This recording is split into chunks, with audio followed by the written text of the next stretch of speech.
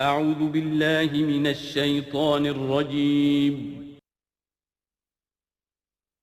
بسم اللہ الرحمن الرحیم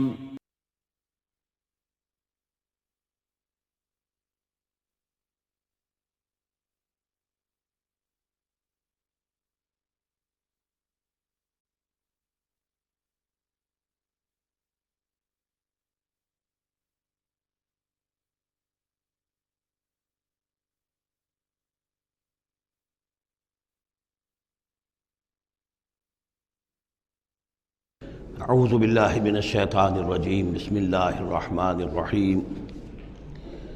ودخل معه السجن فتیان قال احدهما انی ارانی اعصر خمرا وقال الآخر انی ارانی احمل فوق رأسی خبزا تأکل منه الطیر منه نبئنا بتاویلہ انا نراک من المحسنین صدق اللہ العظیم۔ اور داخل ہوئے ان کے ساتھ جیل میں دو جوان۔ جب انہیں جیل میں بھیجا گیا حضرت یوسف علیہ السلام کو، تو اتفاقاً اسی موقع پر دو اور قیدی بھی لا کر داخل کیے گئے۔ قال احدہما، ان میں سے ایک نے یہ کہا، انی ارانی اعصر خمرا، میں یہ دیکھ رہا ہوں، خواب میں نے دیکھا ہے کہ میں شراب کشید کر رہا ہوں۔ وقال الآخر، اور دوسرے نے کہا، انی ارانی احمل فوق راسی خبزا، میں دیکھتا ہوں اپنے آپ کو کہ میں اپنے سر پر وہ روٹیاں اٹھائے ہوئے ہوں، تاکل الطیر منہ، اور اس روٹیوں میں پرندے جو ہے کھا رہے ہیں، چونچے مار رہے ہیں۔ نبئنا بتاویلہ، ہمیں ذرا ان خوابوں کی تعویل بتائیے۔ انا نراک من المحسنین، ہم دیکھتے ہیں کہ آپ عام قیدیوں کی طرح نہیں ہیں، آپ کا کردار، آپ کی شخصیت، آپ کی سیرت، آپ کی وجاہت یہ بالکل مختلف ہے۔ ہم دیکھتے ہیں کہ آپ تو بہت اچھے آدمی ہیں، بہت بزرگ آدمی ہے، تو ہمیں امید ہے کہ آپ ہمارے خوابوں کی تعویل بتا سکیں گے۔ قال لا یاتیکما طعام ترزقانہ الا نبأتکما بتاویلہ، حضرت یوسف نے فرمایا کہ جو کھانا آتا ہے تمہارے لیے، وہ راشن کا وقت معین ہوگا جو قیدیوں کو تقسیم کیا جاتا ہے، تو نہیں آئے گا تم تک کھانا جو دیا جاتا ہے تمہیں، مگر یہ کہ میں بتا دوں گا تمہیں اس کی تعویل۔ یعنی فوراً جواب نہیں دیا، کچھ ان سے ٹائم لیا، کچھ وقت لیا انہوں نے کہ اس پہ اپنی تبلیغ کر سکیں، اپنی بات اس کو بتا سکیں کہ جب یہ اب میری طرف متوجہ ہوئے ہیں۔ اور یہ داعی حق کا یہ کام ہوتا ہے کہ وہ ہر وقت اس فکر میں رہے کہ کسی بھی اعتبار سے کوئی موقع ہو کہ کوئی خیر کی بات کسی سے کہنے کے لیے صحیح جو ہے تقریب پیدا ہو جائے تو اس موقع سے فائدہ اٹھایا جائے۔ الا نبأتکما بتاویلہ قبل ان یاتیکما، اس سے پہلے کہ تمہارا وہ راشن آئے۔ ذالکما مما علمنی ربی، اور دیکھو یہ وہ چیز ہے جو میرے رب نے مجھے سکھائی ہے، میں کوئی دعوے دار نہیں ہوں اپنے کسی ذاتی کمال کا۔ اب اس میں خود بخود اس جملے میں بھی اللہ تعالیٰ کی طرف ایک توجہ اور اللہ کی طرف ایک نسبت موجود ہے۔ انی ترکت ملت قوم لا یؤمنون باللہ وہم بالآخرۃ ہم کافرون، دیکھو میں نے ترک کر دیا ہے اس قوم کا راستہ کہ جو نہ اللہ کو مانتے ہیں اور نہ ہی آخرت پر ان کا یقین ہے، بلکہ آخرت کے وہ کافر ہیں، منکر ہیں، نہیں مانتے آخرت کو۔ واتبعت ملت آبائی، اور میں نے پیروی کی ہے، اختیار کر لی ہے ملت اپنے آبا کی، ابراہیم و اسحاق و یعقوب، یعنی ابراہیم اور اسحاق اور یعقوب کی۔ یہاں اس سے مراد کیا ہے؟ دیکھیے کہ ایک شخص جو ہے بچپن میں ہی اگر پیدا ہوا ہے مسلمانوں میں، تو ایک تو ہے موروثی عقائد کے جو اسے ملے ہیں، اور ظاہر بات ہے کہ وہ اللہ کا نام جانتا ہے، رسول کا نام جانتا ہے، کلمے اس کو پڑھا دیے گئے، نماز سکھا دی گئی۔ لیکن ایک ہوتا ہے جب انسان شعور کی عمر کو پہنچے تو خود اپنے غور و فکر سے اپنا جو فری ایک چوائس ہے اس کو ایکسرسائز کرتے ہوئے کسی شے کو قبول کرنا، کسی شے کو اختیار کرنا۔ تو گویا کہ حضرت یوسف علیہ السلام اس کا تذکرہ کر رہے ہیں کہ میں نے شعوری طور پر، چونکہ اب جو زندگی گزر رہی ہے، جن لوگوں کے مابین گزر رہی ہے، وہ لوگ تو کافر ہیں، وہ لوگ تو کسی نبی سے وحی سے واقف ہی نہیں ہیں، مصر کے قوم ہے، لیکن یہ کہ میں نے ان کے طریقے کو چھوڑ دیا ہے شعوری طور پر فیصلہ کر کے، میں نے شعوری طور پر اختیار کیا ہے اپنے آبا و اجداد، صرف اس لیے نہیں کہ وہ میرے آبا و اجداد ہیں، بلکہ اس لیے کہ ان کا راستہ میرے نزدیک صحیح ہے، عقل سلیم کے نزدیک جو ہے وہی معقول ہے۔ واتبعت ملت آبائی ابراہیم و اسحاق و یعقوب ما کان لنا ان نشرک باللہ من شیء، دیکھو ہمارے لیے یہ روا نہیں ہے کہ کہ ہم اللہ کے ساتھ کسی بھی شے کو شریک کریں. ذالک من فضل اللہ علینا، یہ اللہ کا بڑا فضل ہے ہم پر، وعلی الناس، اور سب لوگوں پر. اللہ نے تو انسانوں کو اشرف المخلوقات بنایا، اور یہ کہ انسان جو ہے اللہ کے سوا کچھ اور چیزوں کو کہ جنہیں اللہ نے انہی کی چاکری کے لیے پیدا کیا ہے اپنا معبود بنا لے. ولیکن اکثر الناس لا یشکرون، لیکن اکثر لوگ شکر نہیں کرتے، شکر گزار نہیں ہوتے. یا صاحب السجن، اے میرے جیل کے دونوں ساتھیوں، ارباب متفرقون خیر ام اللہ الواحد القہار. خود غور کرو، کیا یہ بہت سے جو ارباب ہم نے بنا رکھے ہیں یا تم نے بنا رکھے ہیں، بہت سے دیوی دیوتا متفرق جدا جدا ہیں، یہ بہتر ہے یا ایک الواحد ام اللہ الواحد القہار، یا اللہ جو اکیلا ہے اور پوری طریقے سے چھایا ہوا ہے. ما تعبدون من دونہ الا اسماء سمیتموہا انتم وآباؤکم، نہیں پوچھتے تم اس کے سوا دیویوں اور دیوتاؤں کو مگر یہ کوئی شے نہیں ہے، یہ کچھ نام ہے جو تم نے رکھ لیے ہیں، تم نے بھی اور تمہارے آباء و اجداد نے بھی. ما انزل اللہ بہا من سلطان، اللہ تعالیٰ نے ان کے لیے کوئی سند نہیں اتاری. ان الحکم الا للہ، اختیار مطلق صرف اللہ کا ہے. حکم دینے کا اختیار، فیصلے کا اختیار، قانون دینے کا اختیار صرف اللہ کا ہے. امر اللہ تعبدوا الا ایاہ، اور اس نے یہ حکم دیا ہے کہ اس کے سوا کسی اور کو مت پوجو، مت بندگی کرو. ذالک الدین القیم، یہی ہے دین سیدھا اور قائم اور دائم، ہمیشہ کا دین. ولیکن اکثر الناس لا یعلمون، لیکن اکثر لوگ علم نہیں رکھتے. یا صاحب السجن، اے میرے زنداں کے دو ساتھیوں، اما احدکما فیسقی ربہ خمرا، تم میں سے ایک جو ہے وہ تو اپنے آقا، رب کا لفظ آیا ہے بادشاہ کے لیے، اپنے آقا کو، بادشاہ کو شراب پلائے گا. یہ پہلے بھی ایک شخص تھا، ساقی تھا یہ بادشاہ کا، لیکن یہ کوئی اس کے اوپر الزام لگا، اس الزام میں اس کو جیل بھیج دیا گیا، لیکن اس کے بعد یہ بری ہو گیا، ری انسٹیٹ ہو گیا اپنی پوزیشن پر، اور اس کی خبر دے دی حضرت یوسف علیہ السلام نے اس کے خواب کے حوالے سے کہ آصر و خمرہ، میں دیکھ رہا ہوں کہ میں شراب کشید کر رہا ہوں. تو آپ نے اس کی تعویل یہ کی کہ تمہارے خواب کا مطلب یہ ہے کہ تم رہائی پا جاؤ گے، اور پھر تم اپنے بادشاہ کے پاس جا کر، آقا کے پاس وہی خدمت جو ہے ساقی گری کی تم کرو گے. وَأَمَّا الْآخَرُ، اور جو دوسرا ہے، فَيُسْلَبُ، اسے سولی دے دی جائے گی. فَتَأْكُلُ الطَّيْرُ مِنْ رَأْسِهِ، تو ظاہر بات ہے سولی جن کو چڑھا دیا جاتا تھا تو پرندے جو ہیں پھر ان کی جو وہ کھوپڑیاں ہیں اس میں آ کے چونچے مار کے، اور پھر جو دماغ کا گودا ہے اس کو وہ کھاتے تھے. تو فرمایا کہ وہ پھر تاکل الطیر من راسہ، جب وہ سولی پر چڑھا ہوا ہوگا تو پرندے آئیں گے اور اس کی کھوپڑی میں چونچے مار کے اس کے سر میں سے کھائیں گے، بھیجا کھائیں گے. قضی الامر الذی فیہ تستفتیان، فیصلہ کر دیا گیا اس معاملے کا جس کے بارے میں تم دونوں نے فتویٰ مانگا تھا، رائے پوچھی تھی. وقال للذی ظن انہ ناج، اور حضرت یوسف نے کہا اس شخص سے جس کے بارے میں ان کا گمان تھا کہ یہ نجات پا جائے گا، رہائی پائے گا، چلا جائے گا، منہما، ان دونوں میں سے، اذکر افنی عند ربک، کبھی میرا ذکر کرنا اپنے رب کے پاس، اپنے آقا، اپنے مالک، اپنے بادشاہ کے پاس میرا بھی ذکر کرنا کہ ایک شخص ہے بے گناہ ہے اور اس طریقے سے جیل میں اس کو ڈال دیا گیا ہے. فانساہ شیطان و ذکر ربہ، تو شیطان نے بھلائے رکھا اس شخص کو اپنے بادشاہ کے پاس حضرت یوسف کے ذکر کرنے کو. فلبث فی السجن بضع سنین، تو حضرت یوسف رہے اس جیل کے اندر کئی برس تک. بضع کا لفظ عربی زبان میں 9 تک پر آتا ہے، 10 سے کم تر، تو 2 3 4 5 6 7 8 9 تک. وقال الملک کو، اب اس کے بعد ایک نیا چیپٹر آ رہا ہے اس داستان کا. بادشاہ نے کہا، قال الملک کو، اپنے دربار میں. اب یہاں یہ نوٹ کر لیجئے کہ اس وقت کا جو مصر کا یہ بادشاہ ہے یہ فرائنہ میں سے نہیں ہے. اس وقت مصر میں حکومت تھی جن کو تاریخ میں کہتے ہیں ہکسوس کنگز، چرواہے بادشاہ. ہوا یہ تھا کہ یہی جو عرب کا ڈیزرٹ تھا جس نقشے میں آپ نے دیکھا ہے، ہمیشہ تاریخ میں ایسا ہوتا رہا ہے کہ ڈیزرٹ میں کچھ قوت جو ہے، ہیومن پوٹینشل ڈیولپڈ ہوتا ہے، پھر وہ آ کر جو متمدن علاقے ہوتے ہیں ان پر حملہ کرتا ہے، اور پھر یا تو لوٹ مار کر کے واپس آ جاتے ہیں یا وہاں پر اپنی حکومتیں بھی قائم کر لیتے ہیں. تو اسی جزیرہ نمائے عرب سے کوئی قوم نکلی، کوئی قبیلہ نکلا، زوردار تھا، اس نے حملہ کیا مصر پر، اور مصر کے جو مقامی لوگ تھے، وہاں کی قبطی قوم تھی، اسے اپنا غلام بنا لیا اور خود اپنی حکومت قائم کر لی. تو چرواہے بادشاہ کہلاتے ہیں کہ یہ صحرا سے آئے تھے، چرواہے تھے، اور یہ آ کر یہاں بادشاہ بن گئے. گویا کہ یہ لوکل نہیں تھے، بادشاہ تھے، فرائنہ میں سے نہیں تھے، فرائنہ کے خاندان میں سے نہیں تھے، بلکہ خود عرب تھے. وہ بادشاہ جو ہے معلوم ہوتا ہے کہ تھا بھی نیک سرشت، بہت ہی بھلا انسان تھا، اگرچہ یہ کہ بہرحال جہاں تک تعلق ہے توحید کا یا رسالت کا یا نبوت کا یا آخرت کا یا شریعت کا یا کتاب کا، اس سے نابلد. لیکن ہوتے ہیں مختلف لوگ، مختلف مزاج، تو بھلا آدمی تھا۔ قال الملک کو، اس بادشاہ نے کہا انی ارا سبع بقرات، میں اپنے خواب میں نے دیکھا ہے کہ 7 گائیں ہیں، سمان خوب موٹی تازہ، یاکلہن سبع عجاف، انہیں ہڑپ کر رہی ہیں 7 گائیں جو دبلی ہیں،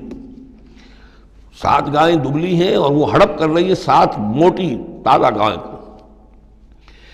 یاکلہن سبع عجاف وسبع سنبلات خضر، اور میں دیکھتا ہوں کہ 7 بالیاں، بالیں ہیں ہری، سٹے ہیں ہرے اناج کے، وَأُخَرُ یابسات، اور 7 ہیں کہ جو سوکھے ہیں۔ یا ایھا الملأ افتونی فی رؤیایا، اے میرے درباریوں، اے میرے سرداروں، ذرا مجھے میرے خواب کی تعبیر بتاؤ، ان کنتم للرؤیا تعبرون، اگر تم واقعتاً خوابوں کی تعبیر کا فن جانتے ہو، اس سے واقف ہو۔ قالوا اضغاث احلام، انہوں نے کہا نہیں یہ تو پریشان خیالی ہے، یہ خواب جو ہے کوئی خاص معنوی خواب نہیں ہے، ایسے ہی ہے جیسے کہ پریشان خیالات ہوتے ہیں۔ جیسا کہ اب آپ کو معلوم ہے فرائڈ کا نظریہ ہے کہ یہ صرف جو انسان کے جو سیکشول ڈیزائرز ہیں یا اور کوئی ایمبیشنز ہیں نفسیاتی یا نفسانی، وہ دبی ہوئی ہوتی ہیں، تو پھر یہ کہ انسان خواب کے اندر ان کی تسکین جو ہے وہ کر لیتا ہے کسی طریقے سے، تو وہ اس کے اپنے خیالات ہوتے ہیں، پریشان خیالات۔ اگرچہ اسلام میں خواب 3 قسم کے ہیں، ایک خواب ہے کہ جو اللہ کی طرف سے ہوتا ہے، جس کو ہم کہتے ہیں سچا خواب، رؤیا صادقہ، وہ نبوت کے اجزاء میں سے ہے،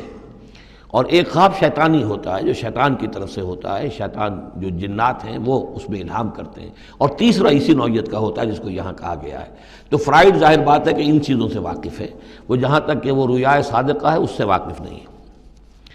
قالوا اضغاث احلام وما نحن بتاویل الاحلام بعالمین، ایسے خوابوں کی تعبیر ہمیں نہیں آتی ہے، باقاعدہ کوئی خواب ہو تو اس کی تعبیر ہم بتائیں۔ وقال الذی نجا منہما، اب اس شخص نے، وہ جو وہاں پر پھر ساقی گری کر رہا تھا، اسے اچانک حضرت یوسف یاد آ گئے۔ وقال الذی نجا منہما، اور کہا اس شخص نے جو ان دونوں قیدیوں میں سے نجات پا گیا تھا، بری ہو گیا تھا، رہا ہو گیا تھا، وذکر بعد امۃ، اور اس طویل عرصے کے بعد اسے اچانک یاد آ گیا، انا انبئکم بتاویلہ فارسلون، میں بتا دوں گا اس خواب کی تعویل آپ لوگوں کو، ذرا مجھے جانے دو، مجھے اجازت دیجئے کہ میں جاؤں اور جیل میں جا کر وہاں ایک شخص ہے اس سے مل کر اس خواب کی تعبیر معلوم کر لوں۔ یوسف ایھا الصدیق، اب وہ پہنچ گیا حضرت یوسف کی خدمت میں، یوسف اے صدیق، اے سچے، افتنا فی سبع بقرات سمان یاکلہن سبع عجاف، ذرا ہمیں بتائیے، تعویل بتائیے، حکم بتائیے اس کا کہ 7 گائیں ہیں بڑی دبلی اور وہ کھا گئیں، ہڑپ کر رہی ہیں 7 ان کو کہ جو موٹی ہیں، وسبع سنبلات، اور 7 بالی ہیں جو ہری ہیں، خضر واخر یابسات، اور 7 جو ہیں وہ بہت خشک ہیں، سوکھی ہیں، لعلی ارجع الی الناس، تاکہ میں لوگوں تک واپس جاؤں، لعلہم یعلمون، تاکہ انہیں معلوم ہو جائے کہ یہ خواب جو بادشاہ کا ہے اس کی تعبیر کیا ہے۔ قال تزرعون 7 سنین دأبا، حضرت یوسف نے اس خواب کی تعبیر بتائی کہ تم 7 سال تک خوب زراعت کرو گے، ڈٹ کر، دب کر۔ یہ دأبا جو ہے جم کر، جو پنجابی میں کہتے ہیں یہ دب کے واہ تے رج کے کھا، تو یہ معلوم ہوتا ہے شاید کوئی نہ کوئی رب کا تعلق اس کا داب کے ساتھ ہے۔ تزرعون 7 سنین دأبا، تم 7 سال تو خوب جو ہے وہ یعنی ڈٹ کر اور محنت سے اور خوب جم کر کھیتی کرو گے۔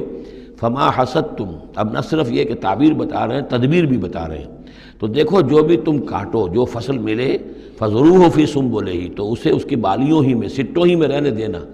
سارا اناج نکال نہ لینا، الا قلیلا مما تاکلون، سوائے تھوڑا تھوڑا کر کے کہ جو تمہاری ضرورت ہو کھانے کی،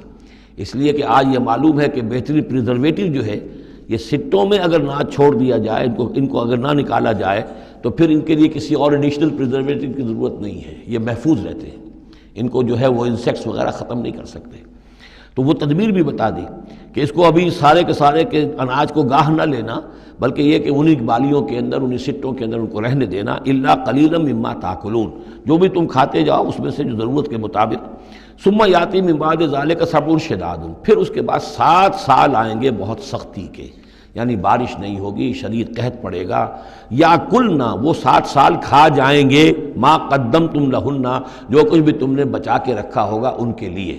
یعنی تعبیر بھی تدبیر بھی سب کچھ بتا دی گئی۔ تعبیر تو یہ کہ 7 سال تک خوشحالی ہوگی، اچھی فصل ہوگی، اور 7 سال اس کے بعد قحط کے آنے والے ہیں۔ تدبیر کیا بتائی کہ پہلے 7 سالوں میں بس ضرورت کا اناج جو ہے وہ گاہ کر نکال کر استعمال کر لینا، باقی ذخیرہ کرنا،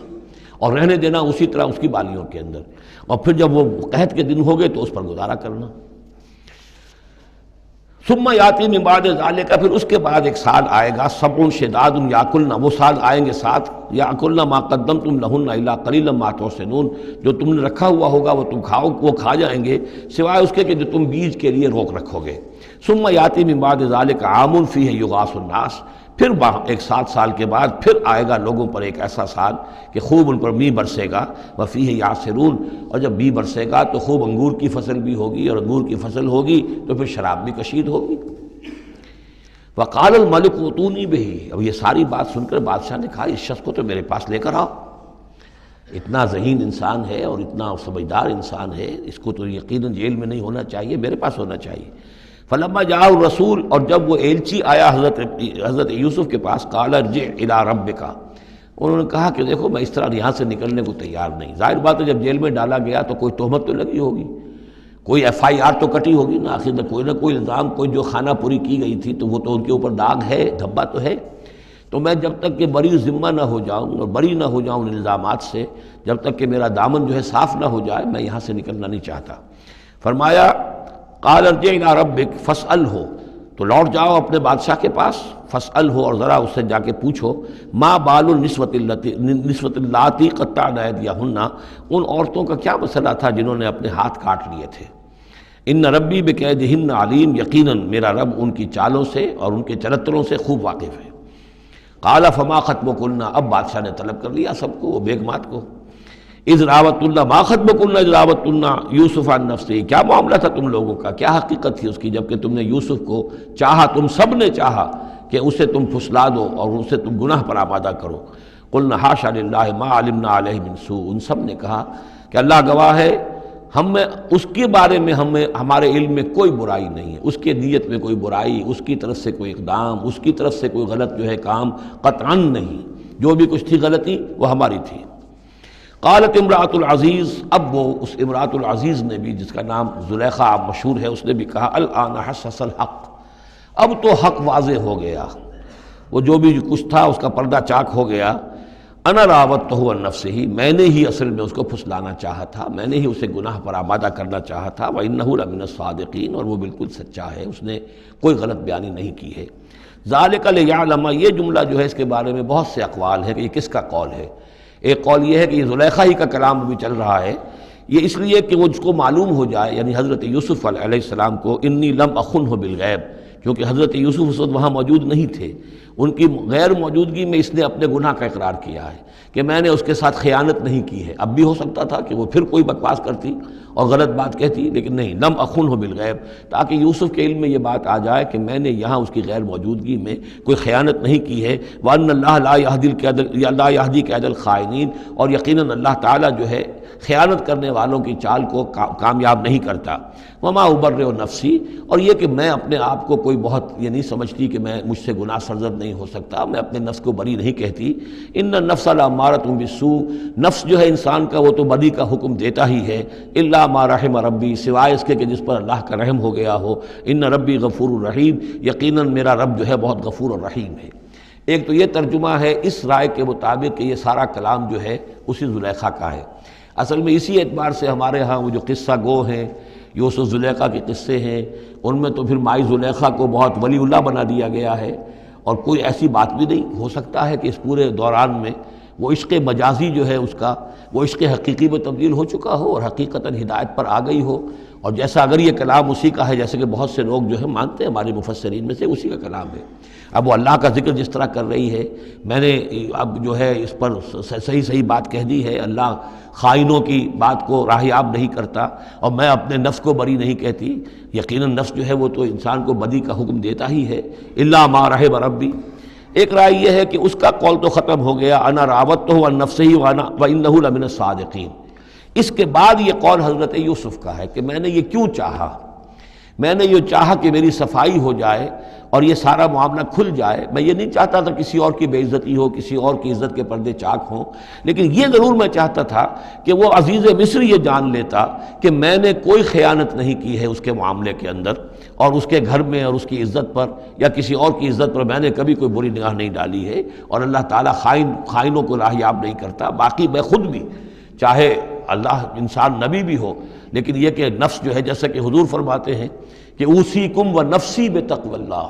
میں تم لوگوں کو بھی حکم دیتا ہوں کہ اللہ کا تقوی اختیار کرو، اپنے نفس کو بھی حکم دیتا ہوں. تو حضرت یوسف کا بھی یہ قول ہو سکتا ہے کہ میں بھی اپنے نفس کو بری نہیں سمجھتا، میں یہ نہیں سمجھتا، ہو سکتا ہے اللہ تعالیٰ کی طرف سے خصوصی حفاظت میری نہ ہوتی تو میں کسی غلط حرکت میں مبتلا ہو ہی جاتا.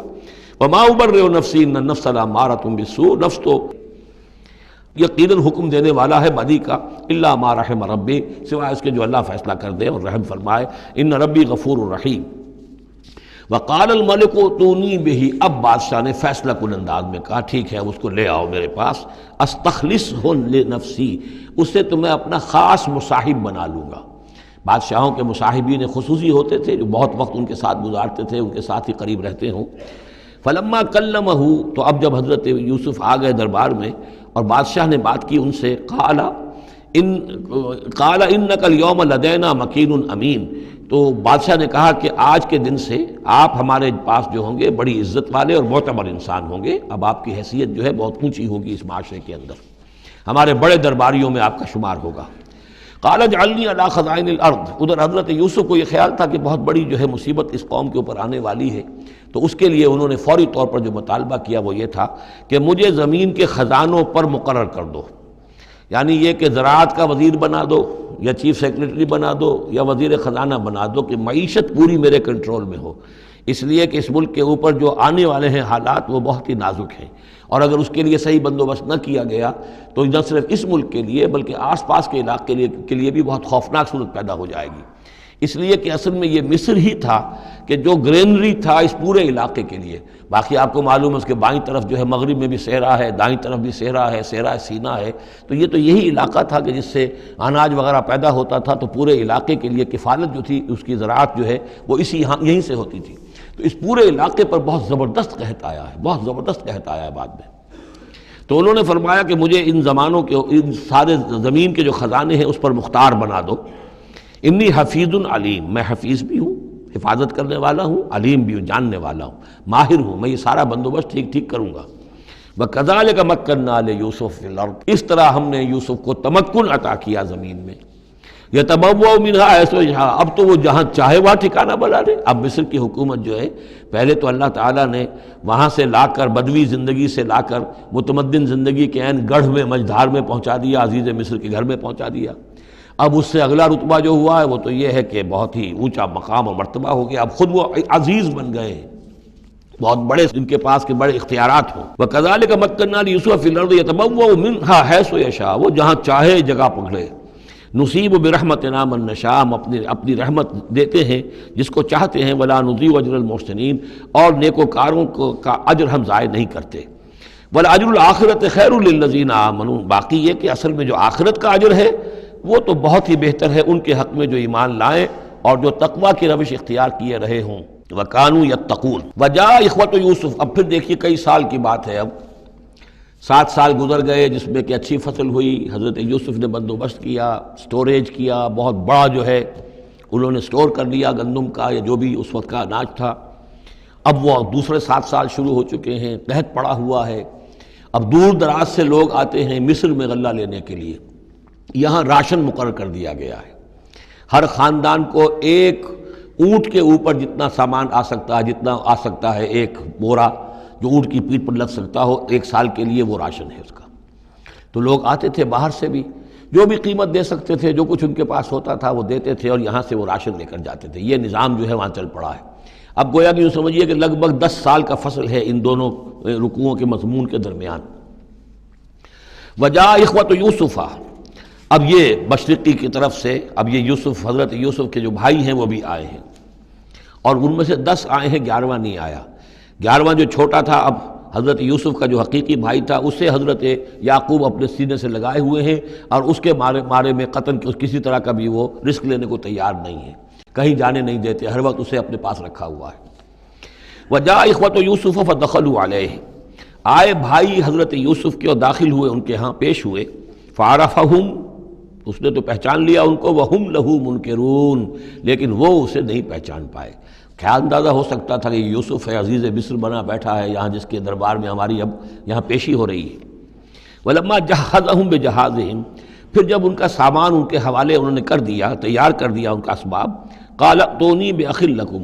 انہوں نے یہ کہہ کر کہ ایک اور بھائی بھی ہمارا ہے، اس کا بھی خاندان ہے، اس کی فیملی ہے، اس کے لیے بھی آپ ہمیں ایک اونٹ جو راشن کا ہے وہ اتنا جو ہے ایک اونٹ کا بورا وہ ہمیں دیجئے. ان کا لائے کیوں نہیں ساتھ؟ تم تو 10 آئے ہو،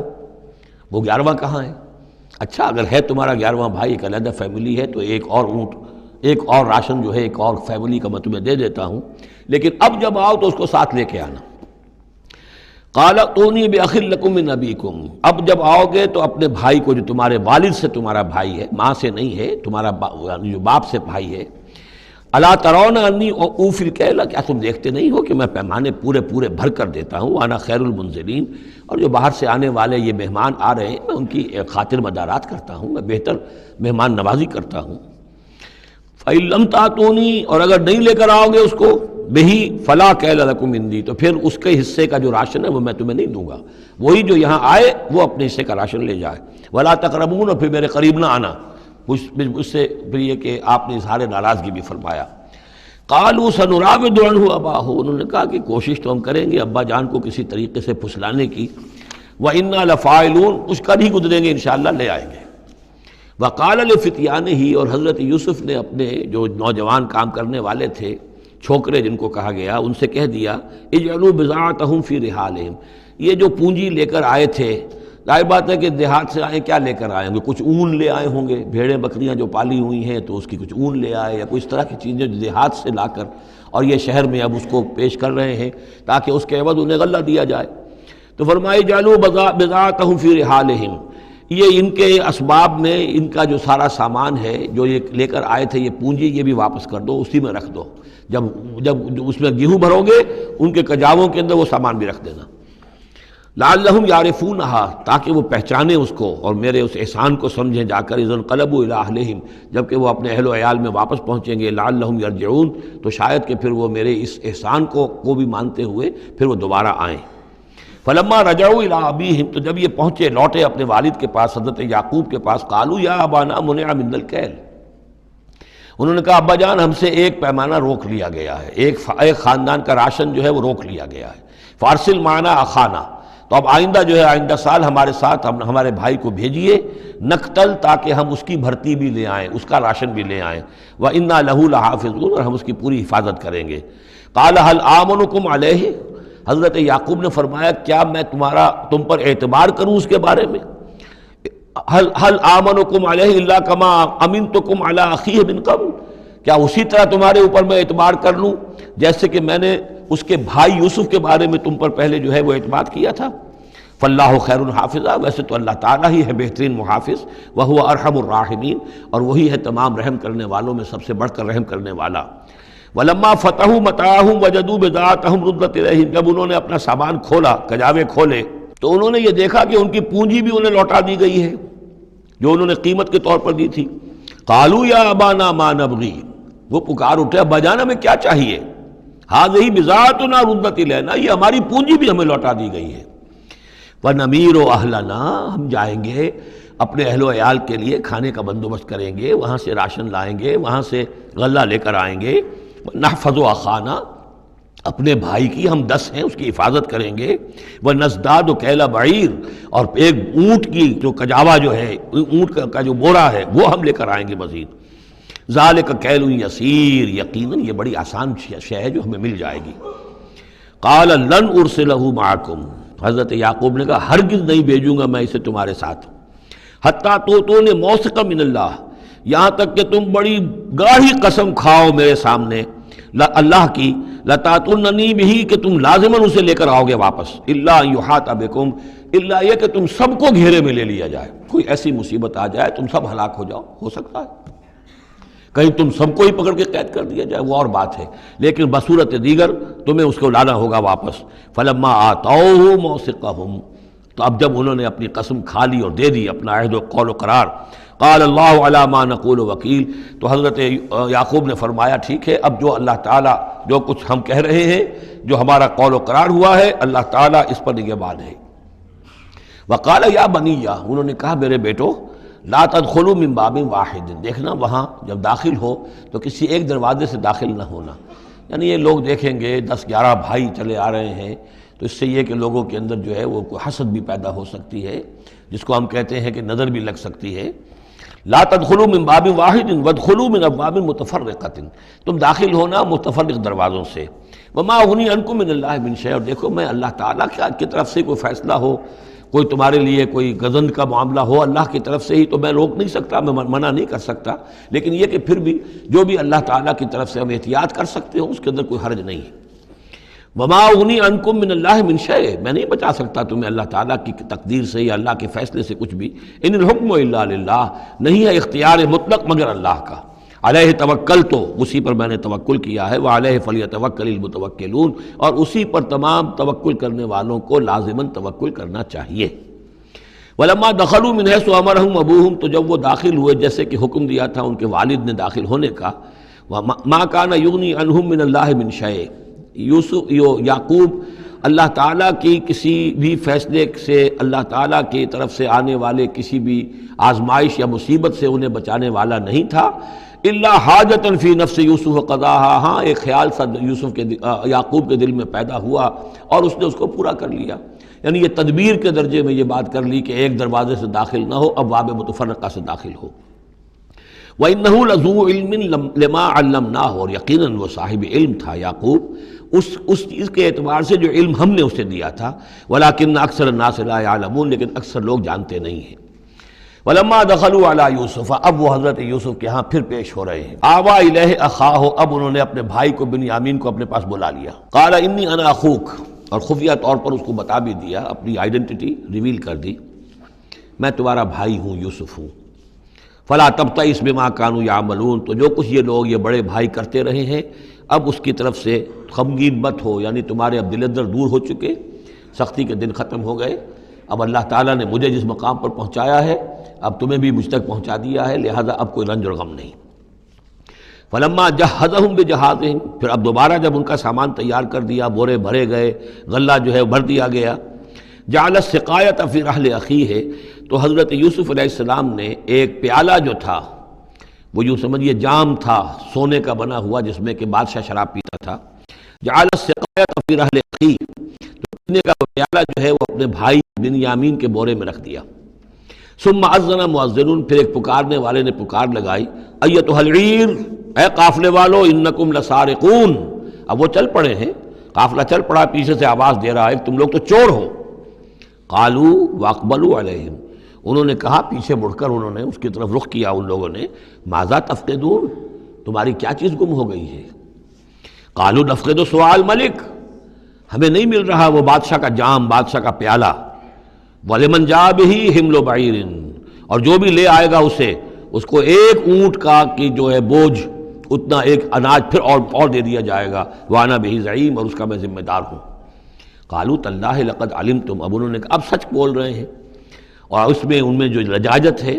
اس وقت آگر کچھ اور بات تھی اب کچھ اور بات ہے۔ قالوا تاللہ لقد علمتم ما جئنا لنفسد فی الارض، ان کا اللہ کی قسم آپ لوگ خوب جانتے ہیں اچھی طرح سے کہ ہم زمین میں فساد مچانے نہیں آئے ہیں، یہاں پر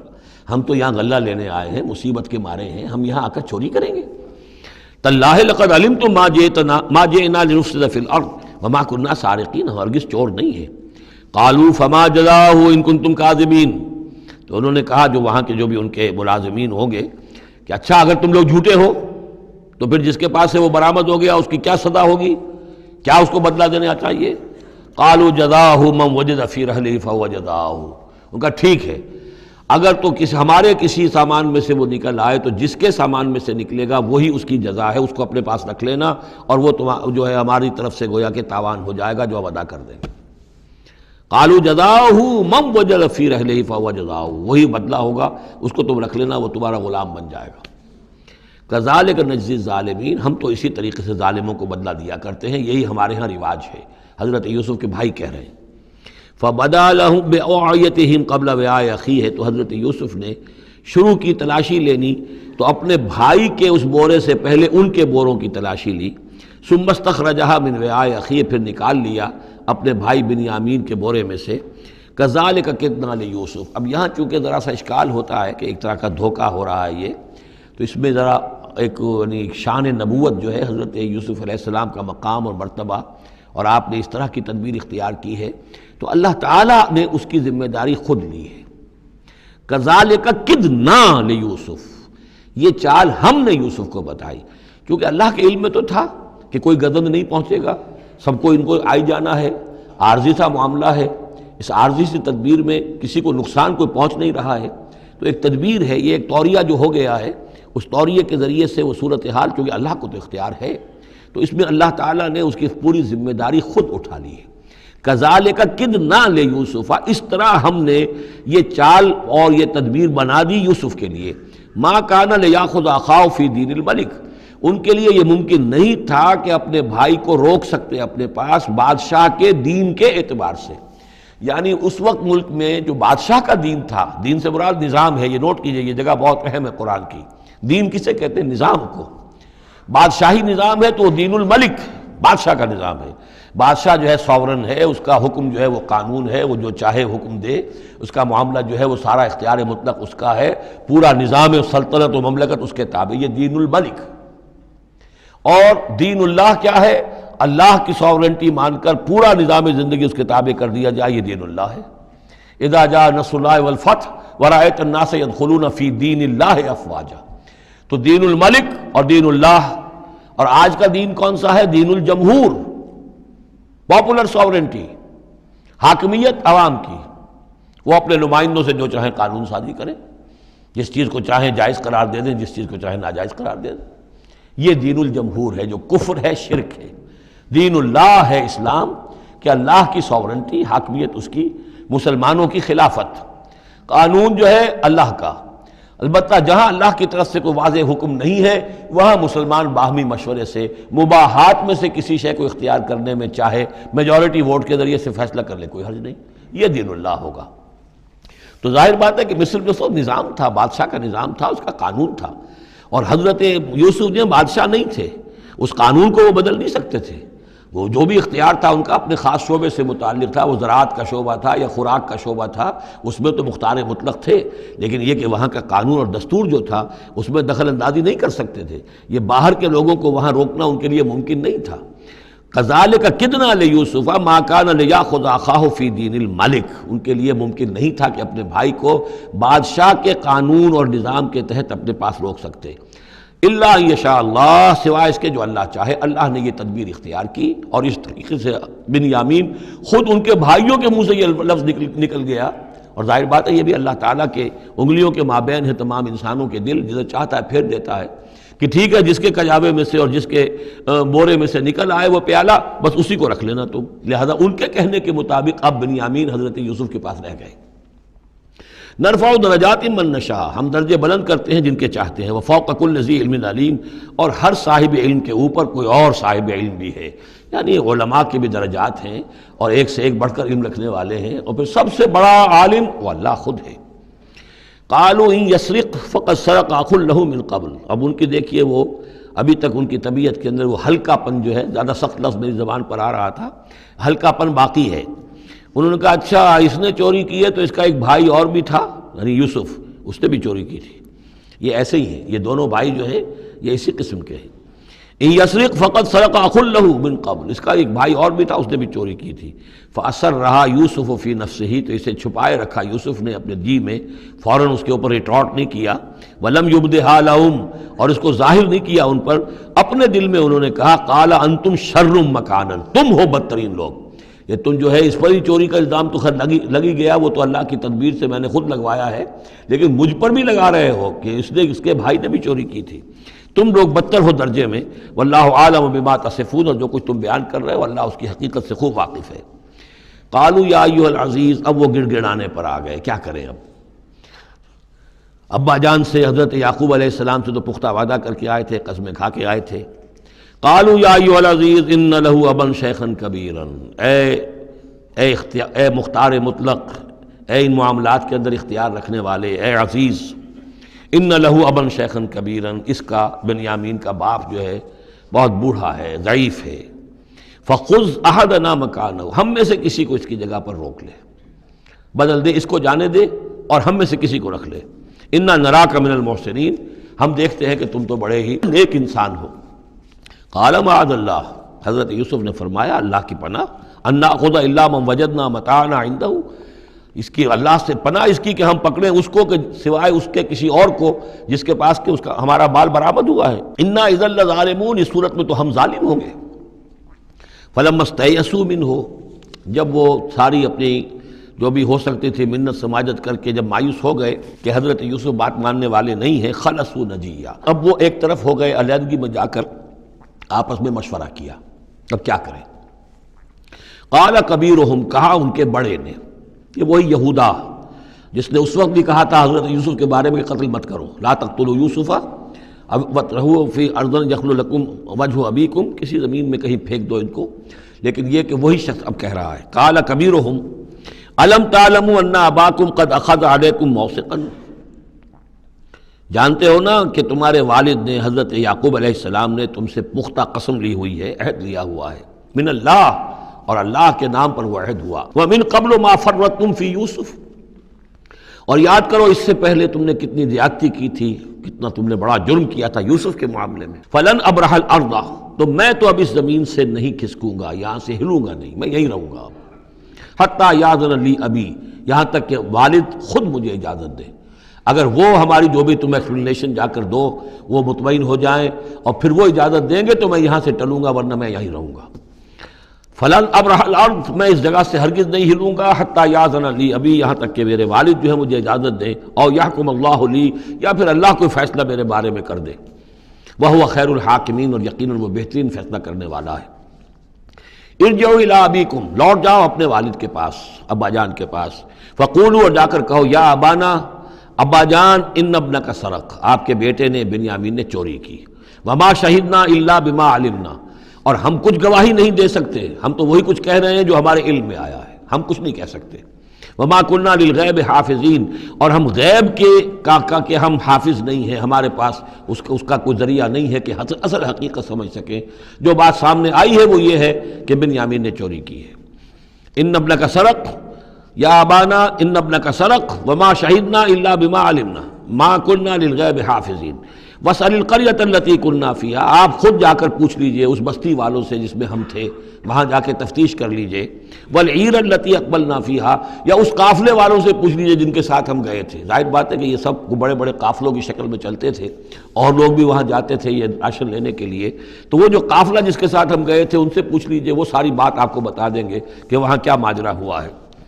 وَإِنَّا لَصَادِقُونَ، اور ہم یقیناً جو کچھ عرض کر رہے ہیں صحیح کہہ رہے ہیں۔ قال بل سولت لکم انفسکم امرا، وہی جملہ حضرت یعقوب نے دوبارہ کہا، نہیں بلکہ تمہارے جیوں نے کوئی ایک کام تمہارے لیے آسان کر دیا، فصبر جمیل، میرے لیے تو وہی معاملہ صبر کا بھی ہے، صبر ہی بہتر ہے۔ عسى اللہ ان یاتینی بہم جمیعا، ہو سکتا ہے، مجھے امید ہے اللہ ان سب کو لے آئے گا میرے پاس،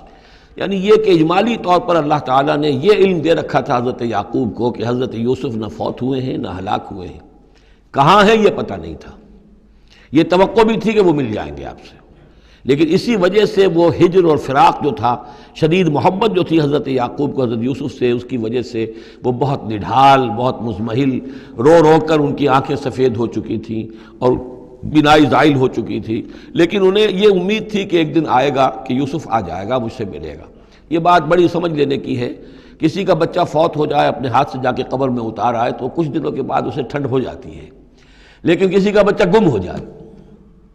وہ جو بیتتی ہے پھر والدین کے اوپر، نہ یہ معلوم ہے کہ فوت ہو گیا، نہ معلوم کہاں ہے، کس حال میں ہے۔ اب جس طریقے سے اغوا کر کے لے جاتے ہیں، خرکار لے جاتے ہیں بچوں کے، جب حشر کرتے ہیں، تو یہ گویا کہ سوہان روح، فوت ہو گیا، دفن کیا، گویا کہ جو بھی صدمہ ہوا لے کچھ دنوں کے بعد چین آ جاتی ہے، لیکن یہ معلوم ہو کہ فوت نہیں ہوا، اور یہ علم تھا حضرت یعقوب کو کہ حضرت یوسف زندہ ہیں، باقی کہاں ہے کس حال میں یہ نہیں، اور اس کی بنا پر وہ غمگین تھے۔ لیکن اب یہ ہوا کہ ایک یک نہ شد دو شد بلکہ سہ شد، پہلے یہاں تو 3 کا معاملہ ہو گیا، حضرت یوسف گئے تھے پھر بنیامین وہاں رک گئے اپنے اس معاملے کی وجہ سے، اور سب سے بڑا بیٹا بھی وہیں تک گیا کہ میں تو یہاں سے نہیں ہلوں گا جب تک کہ ابا جان معافی نہ دیں اور وہ اجازت نہ دیں۔ عسى الله ان ياتيني بهم جميعا، امید ہے کہ اللہ تعالیٰ ان سب کو میرے پاس لے آئے گا۔ انه هو العلیم الحکیم، یقیناً وہ سب کچھ جاننے والا اور حکمت والا ہے۔ وتولى عنهم، اور یہ گفتگو کرنے کے ساتھ ہی حضرت یعقوب نے اپنا رخ موڑا۔ وقال یا اسفا علی یوسف، اور پھر انہوں نے دہائی دے کر ہائے افسوس یوسف، اور رونا شروع کر دیا۔ وابیضت عیناہ من الحزن، اور ان کی آنکھیں جو ہیں اس صدمے کی وجہ سے سفید ہو گئی تھیں۔ کیٹریکٹ ہوا ہوگا یا سر سے اور کچھ آ گیا ہو، سفیدی آ گئی ہو، کارنیا پر آئی ہو، اللہ عالم۔ اب یہ ہے کہ جو بھی اسپیشلسٹ ہیں آئز کے، انہیں سوچنا چاہیے کہ صدمے کا اثر جو ہے آنکھوں پر اگر ہو تو کس نوعیت سے آیا، اس کا جو لینز متاثر ہوتا ہے یا کارنیا متاثر ہوتا ہے۔ وَابْيَضَّتْ عَيْنَاهُ مِنَ الْحُزْنِ فَهُوَ كَظِيمٌ، وہ جو اندر ہی اندر اپنے رنج کو گھونٹ رہے تھے، پی رہے تھے اندر ہی اندر، اس کا یہ اثر ہوا کہ ان کی آنکھیں جو ہے وہ سفید ہو گئی تھیں۔ قالوا تاللہ تفتأ تذکر یوسف، انہوں نے کہا ابا جان خدا کی قسم آپ تو یاد ہی کرتے رہیں گے یوسف کو، آپ اس کا خیال دل سے نکلنے نہیں دیں گے، حتیٰ یکتکون حربا، یہاں تک کہ آپ یا تو گھل جائیں گے اسی صدمے میں، اور تکون من الحالکین، یا فوت ہو جائیں گے۔ قال انما اشکو بثی وحزنی الی اللہ، حضرت یعقوب نے فرمایا میں اپنا اضطراب اور اپنا غم اور اپنا رنج اپنے رب کے سامنے ظاہر کر رہا ہوں، میں نے تم سے تو کچھ نہیں کہا، میں نے تمہیں کوئی لان تان نہیں کی، تم پر کوئی باس پرس نہیں کی، میں تم سے کیا کہہ رہا ہوں، انما اشکو بثی وحزنی الی اللہ، اللہ کے ساتھ بات کر رہا ہوں۔ یہی الفاظ ہیں جو حضور نے طائف میں کہے تھے، اللہم الیک اشکو ضعف قوتی وقلت حیلتی وہوانی علی الناس، اے اللہ تیری ہی جناب میں فریاد لے کر آیا ہوں، شکوہ لے کر آیا ہوں، شکایت لے کر آیا ہوں اپنے مسائل کی کمی کا، اپنی قوت کی کمی کا، اور جو لوگوں کے سامنے توہین ہو رہی ہے اس کا کہاں جاؤں، کس کے پاس جاؤں، الی من تکلنی، مجھے کس کے حوالے کر دیا ہے۔ انما اشکو بثی وحزنی الی اللہ واعلم من اللہ ما لا تعلمون، اور مجھے اللہ کی طرف سے ان چیزوں کا علم حاصل ہے جو تمہیں حاصل نہیں ہے، یعنی یہی اجمالی طور پر کہ حضرت یوسف زندہ ہیں، فوت نہیں ہوئے۔ یا بنی اذهبوا، اے میرے بیٹو جاؤ، فتحسسوا من یوسف واخیہ، جاؤ تلاش کرو یوسف کو بھی اس کے بھائی کو بھی، ولا تیأسوا من روح اللہ، اور اللہ کی رحمت سے اور اللہ کے فضل سے مایوس نہ ہو، انہ لا ییأس من روح اللہ الا القوم الکافرون، یقیناً اللہ تعالیٰ کی عنایتوں سے مایوس تو وہی ہوتے ہیں کہ جو کافر ہوتے ہیں، جو صاحب ایمان ہے وہ اللہ تعالیٰ کی رحمت سے کبھی مایوس نہیں ہوتا۔ فلما دخلوا علیہ، اب جب یہ پہنچے ہیں اگلے سال، داخل ہوئے حضرت یوسف کے ہاں پیش ہوئے، قالوا یا ایھا العزیز، اب انہوں نے کہا اے عزیز مصر، اے مختار مطلق اس راشن کا اور اس غلے کا، مسنا و اہلنا ضر، ہم پر اور ہمارے اہل و عیال پر بڑی سختی آ گئی ہے، یعنی اب قحط کی شدت، ظاہر بات ہے قحط کی شدت ہے تو جانور بھی مر گئے، اب نہ اون ہے نہ کچھ اور ہے، ورنہ پہلے یہ کچھ اون لے آتے تھے، کچھ اور سامان لے آتے تھے، جا کر کچھ تو بدل دیں، کچھ تو قیمت دیں، وہاں سے غلہ لینا ہے، تو اب تو ہمارے پاس کچھ بھی نہیں ہے، ہم تو خالی ہاتھ حاضر ہو گئے۔ یا ایھا العزیز مسنا واہلنا الضر وجئنا ببضاعۃ مزجاۃ، اب جو ہم لے کر آئے ہیں پونجی بہت ہی ناقص ہے، بہت کم ہے، وہ اس غلے کی قیمت نہیں بن سکتی۔ فاوفی لنا الکیل، لیکن اس کے باوجود ہمارے لیے پیمانے پورے بھرتی کر کے دیجئے، پوری طریقے سے ہمیں راشن دیجئے، وتصدق علینا، اب تو خیرات کیجئے ہم پر، ہم خیرات کے مستحق ہو چکے ہیں، ہم صدقے کے مستحق ہو چکے ہیں۔ ان اللہ یجزی المتصدقین، یقیناً اللہ تعالیٰ صدقہ دینے والوں کو پسند کرتا ہے اور ان کو جزا دے گا۔ اب یہاں جو ہے یہ آخری بات ہو گئی کہ حضرت یوسف علیہ السلام بھی اپنے بھائیوں کو اس خستہ حالی میں دیکھ کر پھر مزید جو ہے ضبط نہیں کر سکے، اور انہوں نے اپنی آئیڈینٹی ڈسکلوز کی۔ قال هل علمتم ما فعلتم بيوسف واخيه، اب حضرت یوسف پوچھتے ہیں تمہیں یاد ہے کچھ تم نے کیا کیا تھا یوسف اور اس کے بھائی کے ساتھ؟ یہ وہی جو اللہ تعالیٰ نے فرمایا تھا کہ جب وہ جمع ہوئے تھے تو ہم نے وحی کر دی تھی، وَأَوْحَيْنَا إِلَيْهِ لَتُنَبِّئَنَّهُم بِأَمْرِهِمْ هَٰذَا وَهُمْ لَا يَشْعُرُونَ، ایک وقت آئے گا اے یوسف کہ تم یہ ساری بات جتلاؤ گے اپنے ان بھائیوں کو اور انہیں گمان بھی نہیں ہوگا۔ هل علمتم ما فعلتم بيوسف واخيه، کیا یاد ہے کیا کیا تھا تم نے یوسف اور اس کے بھائی کے ساتھ؟ اذ انتم جاہلون، جبکہ تم جاہل تھے، نادان تھے۔ قال انت انک لانت یوسف، اب وہ انہوں نے غور سے دیکھا ہوگا کیا کیا یہ آپ یوسف ہیں؟ قال انا یوسف وہذا اخی، حضرت یوسف نے فرمایا ہاں میں یوسف ہوں اور یہ میرا بھائی بنیامین ہے۔ قد من اللہ علینا، اللہ نے ہم پر بڑا احسان فرمایا ہے۔ انہ من یتق ویصبر فإن اللہ لا یضیع اجر المحسنین۔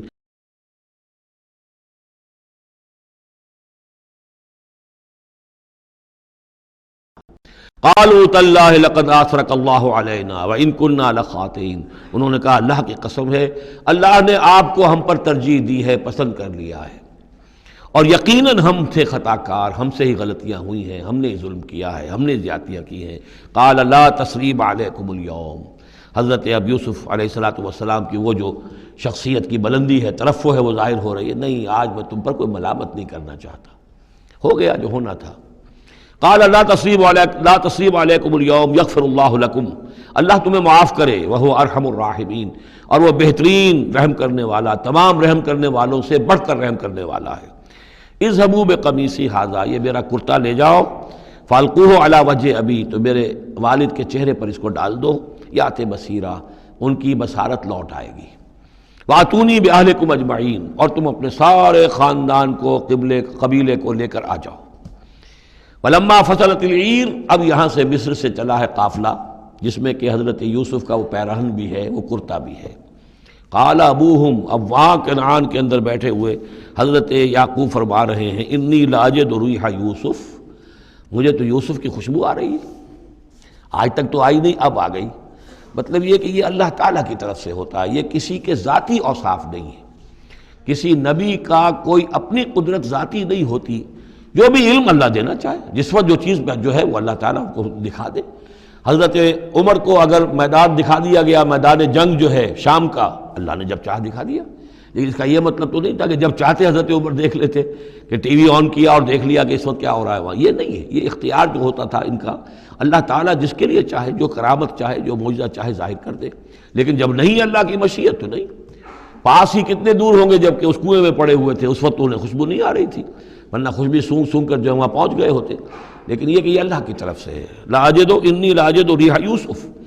لولا ان تفندون، مجھے اندیشہ ہے تم مجھے یہ نہ کہو کہ اب تو یہ بالکل سٹھیا گئے، یعنی اب یہ یوسف کی خوشبو آ رہی ہے ان کو۔ قالوا تاللہ انک لفی ضلالک القدیم، انہوں نے یہی کہا گھر والوں نے، خدا کی قسم آپ اپنے اسی پرانے خیال میں ہیں، پرانے وہم میں ہیں، آپ سمجھتے ہیں کہ یوسف زندہ ہے، حالانکہ نہ معلوم وہ کہاں کا ہلاک ہو چکا، ختم ہو چکا۔ فلما جاء البشیر، تو جب وہ بشارت دینے والا آیا، القاہ علی وجہہ، اور حضرت یوسف کا کرتا اس نے ڈالا حضرت یعقوب کے چہرے پر، فردتنا بصیرا، تو وہ لوٹ آئے دیکھتے ہوئے، یعنی ان کی نگاہ جو ہے وہ عود کر آئی، بصارت لوٹ آئی۔ قال الم اقل لکم انی اعلم من اللہ ما لا تعلمون، انہوں نے فرمایا کیا میں نے تم سے نہیں کہا تھا، مجھے اللہ کی طرف سے ان چیزوں کا علم حاصل ہے جو تم نہیں جانتے۔ قالوا یا ابانا استغفر لنا ذنوبنا انا كنا خاطئین، ان کا ابا جان ہمارے لیے استغفار کیجئے اللہ تعالیٰ سے، ہمارے گناہوں کی معافی کی درخواست کیجئے، یقیناً ہم خطا کار تھے، ہم سے غلطیاں ہوئی ہیں۔ قال سوف استغفر لکم ربی، اب یہاں دیکھیے صوفہ کا لفظ بہت اہم ہے، ذرا ٹھہر کر میں استغفار کروں گا، ابھی غصہ ختم نہیں ہو رہا ہے حضرت یعقوب علیہ السلام کا، یعنی یہ کہ ابھی وہاں پیشی ہو جائے گی، اس کے بعد سارا معاملات کی صفائی ہوگی، ابھی فوری طور پر استغفار نہیں کر رہے ہیں۔ سوف استغفر لکم ربی، ٹھیک ہے کچھ وقت کے بعد میں تمہارے لیے استغفار کروں گا، انہ هو الغفور الرحیم، یقیناً وہ غفور ہے اور رحیم ہے۔ فلما دخلوا علی یوسف، اب جب یہ سب کے سب آ گئے وہاں سے، پورا قافلہ آ گیا، تمام بنی اسرائیل، اب 12 گھرانے تھے یہ، ان کی اولادیں تھیں، ان کے بچے تھے، بیویاں تھیں، وہ سب آ گئے۔ لما دخلوا علی یوسف آویٰ الیہ ابویہ، تو اب انہوں نے اپنا جو بھی تخت، جو بھی جگہ اونچی ہوگی بیٹھنے کی، اپنے والدین کو، اپنی والدہ کو بھی اور حضرت یعقوب کو بھی وہاں بلا لیا۔ وقال ادخلوا مصر ان شاء اللہ آمنین، اور کہا کہ اب آپ لوگ مصر میں داخل ہوں اللہ چاہے تو پورے امن کے ساتھ، یہاں آپ کے لیے امن ہے، سکون ہے، راحت ہے۔ ورفع ابویہ علی العرش، اور اپنے والدین کو انہوں نے اپنے تخت کے اوپر اٹھا لیا، اوپر بٹھا لیا۔ وخروا لہ سجدا، اور وہ سب کے سب ان کے سامنے سجدے میں گر گئے۔ یہ سجدہ تعظیمی کہلاتا ہے، جو کہ پہلی شریعتوں میں جائز تھا۔ شریعت محمدی علیہ صاحب الصلاۃ والسلام میں جہاں دین کی تکمیل ہو گئی ہے، تو واقعہ یہ ہے کہ پھر توحید کا معاملہ بھی جو ہے وہ آخری درجے میں تکمیل کو پہنچا دیا گیا۔ یہ سجدہ تعظیمی اب حرام مطلق ہے، لیکن اس سے پہلے یہ جائز تھا۔ ہمارے ہاں بعض لوگ جو ہیں وہ قبروں کو یا اور ہم اپنے پیروں کو بزرگوں کو کہتے ہیں سجدہ کرتے ہیں یا جھکتے ہیں، تو دلیل پکڑتے ہیں ان چیزوں سے کہ یہ سجدہ دیکھو حضرت ابراہیم سے ثابت ہے، فلاں سے ثابت ہے، اور یہ جو حضرت یوسف کو سجدہ کیا گیا ہے، لیکن یہ سجدہ سمجھ لیجئے سجدہ تعظیمی جائز تھا، اس میں کوئی شک نہیں، لیکن اب یہ حرام مطلق ہے۔ وقال یا ابت ھذا تاویل رؤیایا من قبل، اب کہا حضرت یوسف نے ابا جان دیکھیے یہ ہے تعویل میرے اس خواب کی جو میں نے بچپن میں دیکھا تھا، 11 ستارے اور سورج اور چاند میرے سامنے سجدے میں ہیں، تو گویا کہ 11 بھائی اب سجدے میں ہیں اور والدین سورج اور چاند کے حکم میں ہیں۔ قد جعلها ربی حقا، میرے رب نے اس خواب کو سچا کر دکھایا۔ وقد احسن بی اذ اخرجنی من السجن، اور اس نے کتنا ہی میرے ساتھ اچھا سلوک کیا، انعام فرمایا مجھ پر جب کہ مجھے قید خانے سے نکلوایا۔ وجاء بکم من البدو، اور آپ سب لوگوں کو لے آیا ہے یہاں بادیہ نشینی کی سخت زندگی سے نکال کر یہاں حضارت اور تمدن اور وقت کی عظیم ترین جو متمدن ملک ہے اس کے اندر آپ کو پہنچا دیا۔ من بعد ان نزغ الشیطان بینی و بین اخوتی، اس کے بعد کہ شیطان نے میرے اور میرے بھائیوں کے درمیان دشمنی ڈال دی تھی۔ ان ربی لطیف لما یشاء، یقیناً میرا رب تدبیر کرتا ہے بہت خفیہ طور پر جس چیز کی وہ چاہتا ہے، لوگوں کو سمجھ میں نہیں آتا، لیکن اللہ تعالیٰ کی تدبیر جو ہے وہ بالآخر کامیاب ہوتی ہے۔ انہ هو العلیم الحکیم، یقیناً وہی ہے ہر شے کا علم رکھنے والا اور حکمت والا۔ رب قد آتیتنی من الملک، اب دعا کر رہے ہیں اللہ تعالیٰ کی طرف رجوع کر کے، پروردگار تو نے مجھے حکومت بھی عطا کی، وعلمتنی من تعویل الاحادیث، اور مجھے چیزوں کی تہ تک پہنچنا، باتوں کی تہ تک پہنچنا یا خوابوں کی تعبیر کا جاننا یہ علم سکھایا۔ فاطر السماوات والارض، اے وہ ہستی جس نے آسمان اور زمین کو پیدا کیا ہے، انت ولی فی الدنیا والآخرہ، تو ہی میرا پشت پناہ ہے، مددگار ہے، کارساز ہے، دنیا میں بھی آخرت میں بھی۔ توفنی مسلمن، مجھے وفات دیجو اسی حالت اسلام میں، فرما برداری ہی کی حالت میں، والحقنی بالصالحین، اور مجھے شامل کر دیجو اپنے صالح بندوں میں۔ ذالک من انباء الغیب نوحیہ الیک، یہ ہیں غیب کی خبروں میں سے جو ہم وحی کر رہے ہیں اے نبی، اے محمد آپ کی جانب۔ وما کنت لدیہم اذ اجمعوا امرہم وما ہم یمکرون، اور آپ تو ان کے پاس موجود نہیں تھے جب انہوں نے فیصلہ کیا تھا، اتفاق رائے کیا تھا حضرت یوسف کے بارے میں، اور جب کہ وہ چال چل رہے تھے، پلاننگ کر رہے تھے۔ وما اکثر الناس ولو حرصت بمؤمنین، اور یہ بھی سن لیجئے آپ کتنا ہی چاہیں لیکن اکثر لوگ ایمان لانے والے نہیں ہیں۔ آپ سے سوال کیا گیا، اس کا جواب انہیں دے دیا گیا، اتنا عمدہ، اتنا خوبصورت، ہر چیز جو ہے کھول کھول کر بتا دی گئی، لیکن یہ لوگ ایمان لانے والے نہیں ہیں۔ وما اکثر الناس ولو حرصت بمؤمنین وما تصلهم علیہ من اجر، اور نبی آپ تو ان سے کوئی اجر نہیں مانگ رہے، ان ہوا الا ذکر للعالمین، نہیں ہے یہ مگر تمام جہان والوں کے لیے یاد دہانی ہے اور نصیحت۔ وَكَأَيٍّ مِّنْ آیَةٍ فِي السَّمَاوَاتِ وَالْأَرْضِ يَمُرُّونَ عَلَيْهَا، اور کتنی ہی اور آیتیں ہیں، نشانیاں ہیں آسمانوں اور زمین میں جن میں کہ یہ گزرتے رہتے ہیں، دیکھتے رہتے ہیں، وَهُمْ عَنْهَا مُعْرِضُونَ، لیکن اعراض ہی کرتے رہتے ہیں، ان پر توجہ نہیں کرتے، غور نہیں کرتے۔ وَمَا يُؤْمِنُ أَكْثَرُهُم بِاللَّهِ إِلَّا وَهُمْ مُشْرِكُونَ، یہ بھی نوٹ کر لیجئے، اور جو لوگ اللہ کے ماننے والے ہیں وہ بھی اکثر وہ ہیں جو اس کے ساتھ شرک بھی کرتے ہیں۔ یہ میرے آپ کے لیے بہت زیادہ بہت قابل توجہ آیت ہے۔ وما یؤمن اکثرهم باللہ، ان میں کی اکثریت اللہ پر ایمان نہیں رکھتی، الا وهم مشرکون، مگر کسی نہ کسی نوع کا شرک بھی کرتی ہے۔ یہ اصل میں اس دور میں پھر بڑی ضرورت ہے، پھر توجہ دلا رہا ہوں، شرک کی حقیقت کیا ہے، اس کی قسمیں کیا ہیں، اس کی صورتیں کیا ہیں، زمانہ ماضی میں شرک جو ہے کس کس شکل میں تھا، ماضی قریب میں اور اس کی کون سی شکلیں بھی ایجاد ہوئیں، آج کے دور میں سب سے بڑا شرک کون سا ہے، کون کون سے بڑے شرک ہیں جن میں ہم ملوث ہیں۔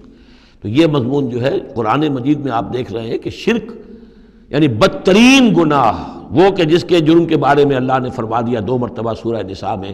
کہ اس کی معافی کا کوئی امکان نہیں۔ توبہ ہے، ہاں توبہ کر لو معافی ہو جائے گی، باقی اس سے کم تر ہر گناہ کے بارے میں امید کم سے کم دلا دی ہے کہ اللہ تمہاری بغیر توبہ کے بھی چاہے گا تو معاف کر دے گا، لیکن یہ معاف نہیں ہوگا۔ ان اللہ لا یغفر ان یشرک بہ ویغفر ما دون ذلک لمن یشاء۔ اس اعتبار سے پھر میں آپ کو یاد دلا رہا ہوں کہ اس موضوع پر میرے جو 6 گھنٹے کے کیسٹس ہیں، 6 گھنٹے کی تقریریں ہیں، شرک فی الذات کیا ہے، شرک فی الصفات کیا ہے، شرک فی الحقوق کیا ہے، عہد حاضر کا شرک کیا ہے، نظریاتی شرک کیا ہے، سائنس میں یہ شرک کس طور سے آیا ہے، اور یہ جو قوم پرستانہ نظریہ ہے اس میں یہ شرک کس طرح آیا ہے، مادہ پرستی میں یہ شرک کیسے آیا ہے، نفس پرستی کس اعتبار سے شرک ہے، یہ دولت پرستی کس پہلو سے شرک ہے۔ تو ان چیزوں کو ابھی ضرورت ہے کہ آپ سمجھیں۔